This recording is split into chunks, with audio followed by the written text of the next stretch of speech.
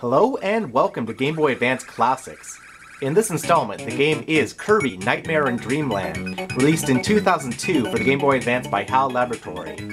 This is essentially a 32-bit remake of Kirby's Adventure, released for the NES originally in 1993. Alright, so let's boot this up. Kirby's Adventure was the first console-based Kirby game, and it really stands the test of time as one of the best games for the NES. On the Game Boy Advance, the game looks better than ever before, but it sort of loses some of the charm of the original game. The original game was just bursting with color, and while this game is certainly colorful as well, it's not, nearly as charming as the original game. Of course, Kirby games are this great formula of action platformer meets sort of Mega Man-ish ability to steal enemy powers, as well as Kirby's ability to fly.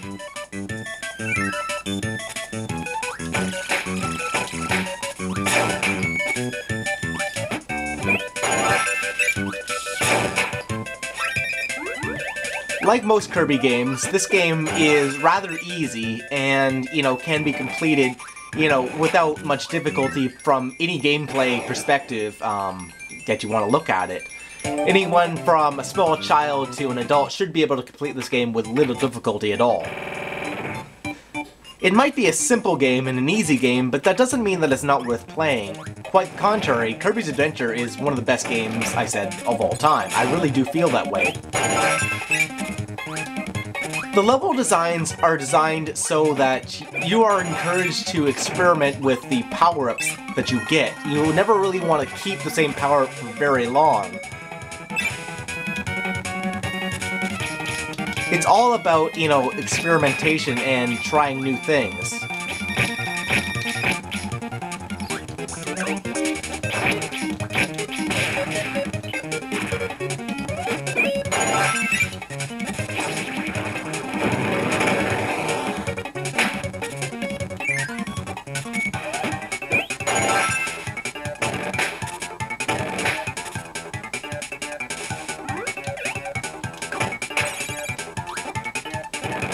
Although the game is basically, upgraded in terms of its visuals, it essentially plays exactly the same as its original 8-bit counterpart. Added new to this version of the game is the ability to play as Meta Knight, which is an unlockable character that was not in the original game.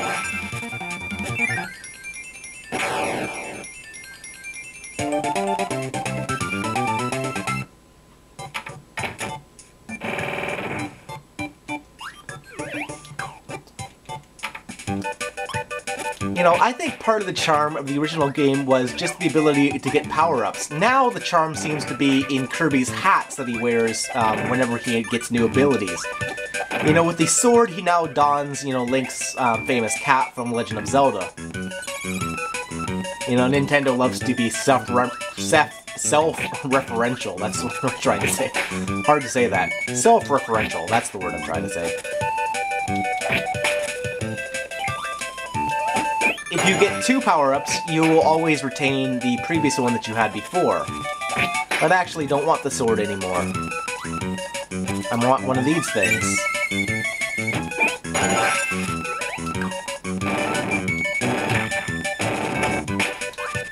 In Kirby's Dreamland 2, this was always my favorite power-up. I love being able to turn Kirby into a fireball. Just fun.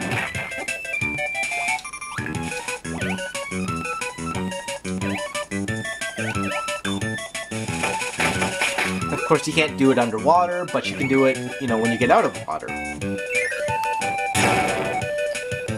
Aw, come on.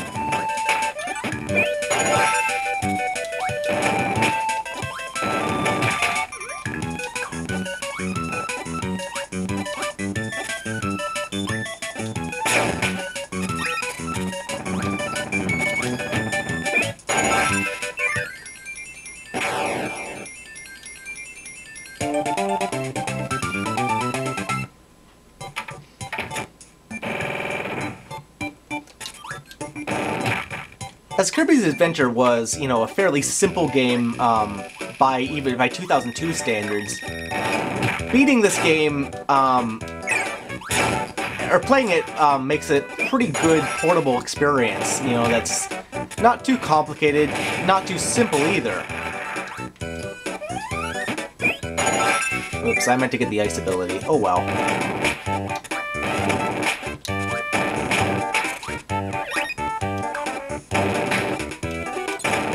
This was actually the very first Kirby game to feature power-up abilities at all. The original Kirby's Dreamland had Kirby inhaling enemies, but he could only shoot them out as stars. There was no ability to, you know, steal power-ups. That wasn't involved until 1993's Kirby's Adventure.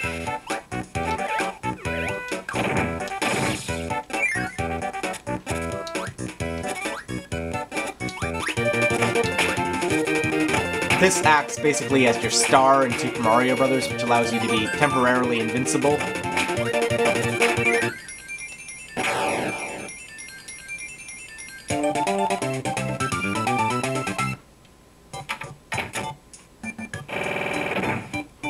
Alright, here's the first boss.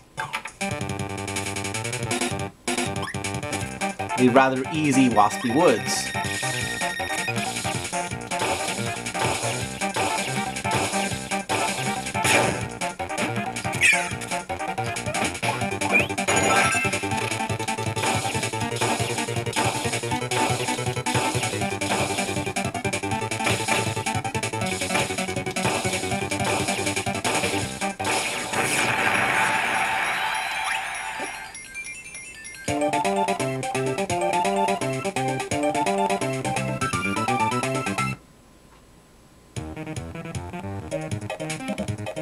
Of course, Kirby games are always about, you know, their imaginative, fun levels, and Kirby's Dreamland and Kirby's Adventure, and certainly this Nightmare in Dreamland remake, are no slouches in that department.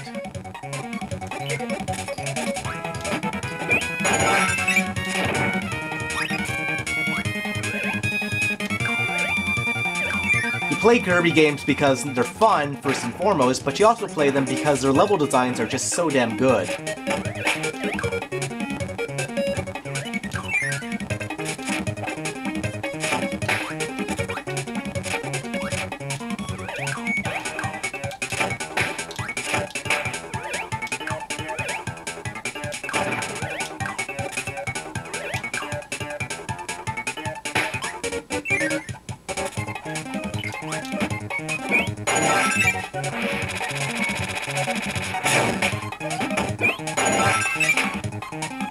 If you've never played Kirby's Adventure, this is a great place to start, but I really do prefer the GBA, or the NES original version to this Game Boy Advance version.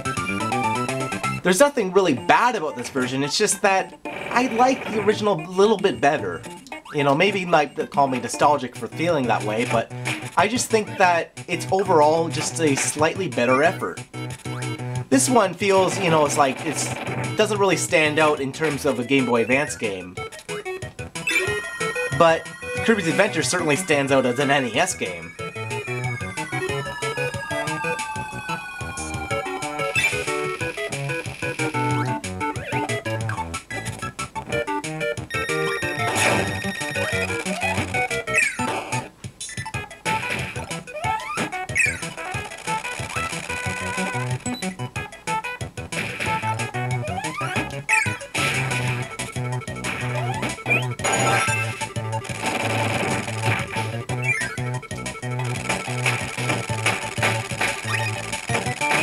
See what I mean about the level design always being designed around the power-up that you just got?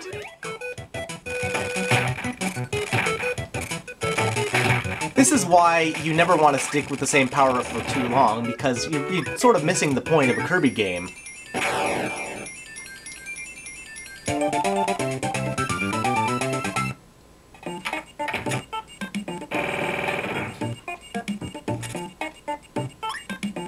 Well, anyway, that'll about do it for this video, so thanks for watching, guys. If you have any questions, let me know, and once again, I appreciate you guys watching, leaving comments, you know, telling me what GBA games you'd like to see in the future. I'll do what I can to make sure that you guys are happy. So thanks for watching, see you next time.